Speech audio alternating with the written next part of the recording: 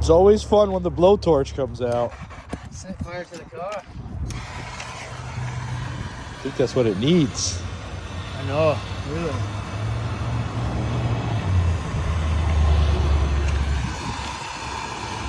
Show us the damage. You can see up here. There's no I think bolt. that's supposed to be connected. And then the CV bit is completely tore up. Yeah, I think that needs to be connected.